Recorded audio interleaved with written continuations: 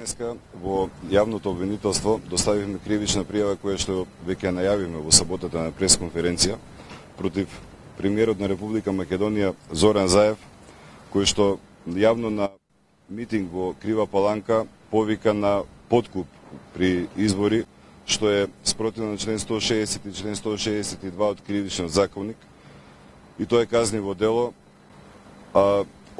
Ја поднесовме кривична пријава од причина што јавниот обвинител не постапи согласно своите надлежности кои што се предвидени во член 39 од Закон за кривична постапка, односно не отвори постапка против Зоран Заев по јавно одобрен глас. Во склоп на кривичната пријава го доставиме видеоматеријалот на кој што се слуша како Зоран Заев јавно повикува на подкуп, каде што се слуша дека признава дека еден бизнисмен, односно собственикот на Минстрој, веќе му ветил дека ќе ги награди работниците доколку излезат на престојниот референдум. Целта ни е да докажеме дека никој не е над законот, па ниту Зоран Заев. Дополнително, сакам уште еднаш да потенцираме дека граѓаните на Република Македонија се слободни при својот избор, при донесувањето на своите одлуки, и никој, ама никој не може да ги натера со сила, со подкуп, со уцена или со закана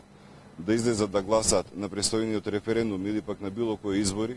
туку тоа свое право, кое што е демократско право, загарантирано право, свето и лично право, може да го искористат единствено самите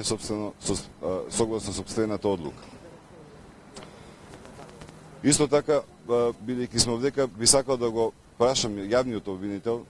до денеска немаме одговор, еве од 5 јули е поднесена кривична пријава против Зоран Заев, премиер на владата на Република Македонија, Никола Димитров, министер за надворешни работи на Република Македонија, Талат Джафери, председател на Собранието на Република Македонија,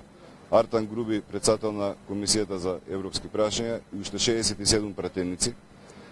по 4 основи од Кривичниот законник, и тоа велепредавство, загрозување на независноста, здружување заради непријателска дејност и злоупотреба на службената положба.